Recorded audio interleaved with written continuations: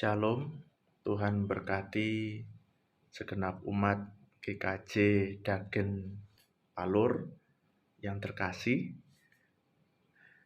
Perkenalkan, saya Agustinus Lintang Adi Cahyo. Saya pastor dari Gereja Katolik. Kali ini saya diundang oleh bule saya, yakni Bu Pancarini, untuk bersharing kepada umat sekalian, umat GKJ Dagen Alur tentang keseharian saya, aktivitas saya selama di tempat misi. Saya imam gereja Katolik. Seperti yang telah diketahui, 3 tahun terakhir saya bertugas sebagai imam di Mozambik, Afrika. Nyasarnya jauh ya. Bisa dibilang saya ini TKI urusan rohani para saudara, urusan rohani ke Afrika sini. Kok bisa sampai sini? Ya karena perutusan. Jadi kami di gereja Katolik, para pastor memiliki pimpinan.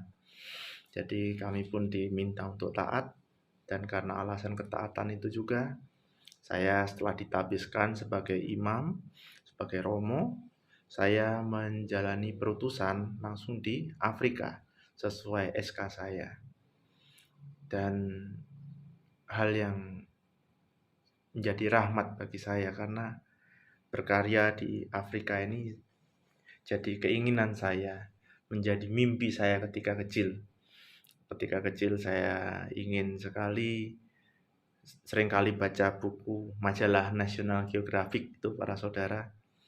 Saya ingin sekali merasakan kerja di tengah-tengah orang yang nggak ngerti bahasa saya, budaya berbeda, kerja sama dengan para pastor lain yang tidak sebahasa dengan saya.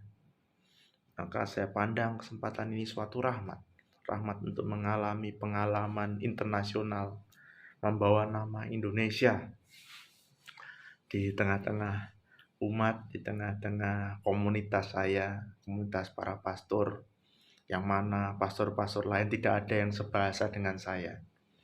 Saya di sini di Mozambik ini bekerja di Mozambik Utara. Kami melayani 3 gereja induk atau paroki, kita bilang, orang Katolik bilang paroki.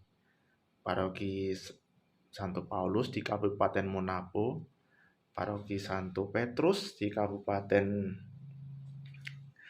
Kisasi, dan Paroki Santo Antonius di Kabupaten Lungga, Kabupaten Musuril. 3 gereja induk itu, dari 3 gereja induk itu kita melayani 72 gereja kecil atau stasi, kami di sini menyebutnya. Para saudara, kehadiran saya di sini bukan untuk mengajak Anda sekalian ke gereja Katolik, dak lah. Saya di sini dengan niat untuk berbagi kegembiraan saya di tanah misi. Para saudara, menjadi misionaris itu saya bilang sebagai rahmat karena Tuhan percayakan bagi saya tugas untuk berada di tengah-tengah umat yang khas bagi saya, karena tidak ada yang sebahasa, tidak ada yang sebudaya. Di mana saya pertama kali datang harus pertama-tama belajar bahasa mereka. Di sini bahasa Portugis, bahasa nasionalnya, tapi juga di kampung kita pakai bahasa daerah, yakni bahasa Makua, dan itu kita pelajari secara otodidak. Lain dengan bahasa Portugis yang sudah ada pakemnya, tempat kursusnya banyak. Tapi di sini mau tidak mau, dan di tengah-tengah umat yang sangat sederhana dan pendidikannya masih minim, kita dituntut untuk belajar bahasa daerah juga, seperti bahasa yang ada di daerah-daerah kita. Belajar bahasa Portugis, belajar bahasa daerah itu 2 hal yang berbeda, karena bahasa Portugis dari Eropa sana. Kalau bahasa daerah ini murni dari Afrika. Kita belajar gramatikanya, grammarnya nggak ada yang nyambung. Dua bahasa yang sangat berbeda. Dan itu tantangan bagi saya. Mau tidak mau, saya harus belajar bahasa. Para saudara, di sini, di Afrika sini, saya bekerja bersama 3 pastor yang lain. Dari Vietnam 1 orang, dari India 1 orang, dan dari Cina 1 orang juga. Jadilah saya orang Indonesia satu-satunya di rumah ini. Di stasi, kalau kita bertanya Afrika seperti apa, Pastor? Afrika, Mozambik tempat saya tugas tuh, kalau bayangannya ya, bayangkan saja saya tadi cerita 72 stasi, hanya 70 gereja, hanya ada 2 stasi dari 72 stasi itu yang ada listriknya, yang dialiri listrik. 70 tahun tuh, 70 stasi itu kita bilang ya tidak ada listriknya. Kalau mau rayakan malam kudus sunyi senyap, yang sesenyap-senyapnya, yang sesunyi-sunyinya, rayakan saja di Afrika. Malam-malam tidak ada listrik, gelap gulita, kecuali kita bawa lampu sendiri ya. Para penduduk menggunakan tenaga surya untuk penerangan, untuk ngecas HP dan lain-lain. Para saudara, pendidikan bagaimana? Pendidikan ya sangat memprihatinkan. Pendidikan di sini tidak merata. Banyak sekali orang Mozambik yang pintar, tapi juga ada sisi menyedihkannya bahwa pendidikan di sini tidak merata. Lulus SD kelas 7, sini SD sampai kelas 7. Kita bilang, belum bisa baca tulis. Maka jadilah saya ketika setelah saya pimpin Ekaristi, pimpin ibadah bersama umat, kadang saya ajak anak-anak muda untuk latihan baca. Ya nggak ngajari seminar macam-macam, seminarnya apa? Seminar baca. Lalu gimana kesejahteraannya? Banyak sekali di sini gizi buruk para saudara. Karena ya kurangnya pengetahuan. Masalahnya mereka tanam kacang hijau misalnya, tapi tidak dipakai untuk makan.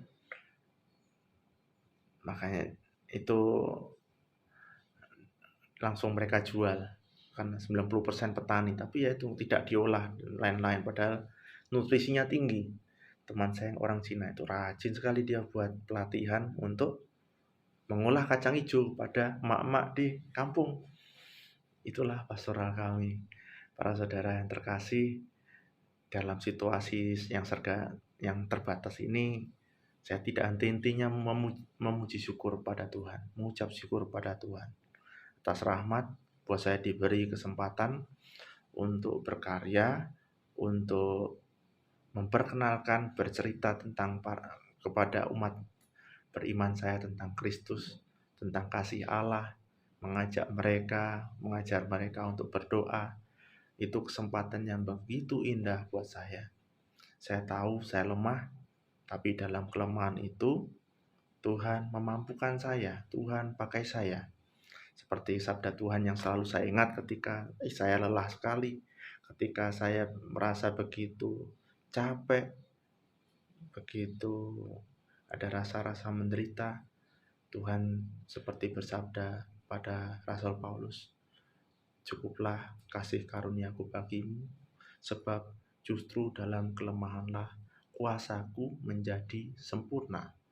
2 Korintus bab 12 ayat 9. Dalam keterbatasan saya itu Tuhan pakai saya. Saya tidak punya bakat macam-macam. Main musik saya tidak bisa. Saya nyanyi bisanya itu saja. Tapi di sini Tuhan pakai saya. Saya yang terbatas ini dipakai Tuhan untuk jadi saluran rahmat-Nya, untuk ngajar anak-anak membaca, untuk mengajar orang misalnya berdoa. Hal yang sangat mendasar. Para saudara, sebagai penutup, mari kita berdoa bersama.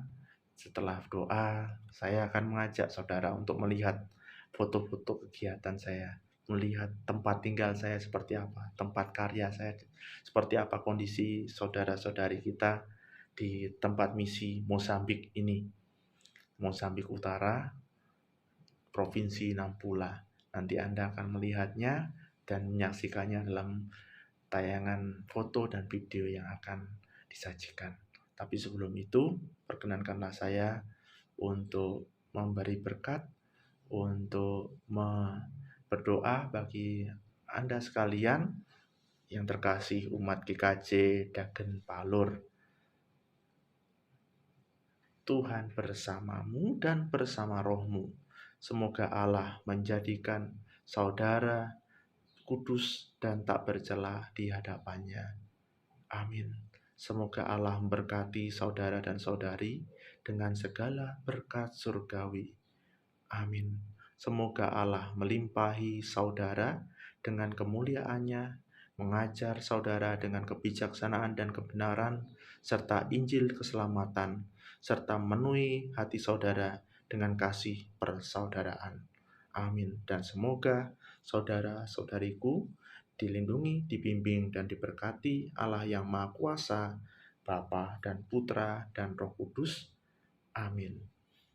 Shalom, berkah dalam, salam dan doa dari kami semua di Mozambik, Afrika. Tuhan memberkati. Tuhan, ku bawa seluruh hidup.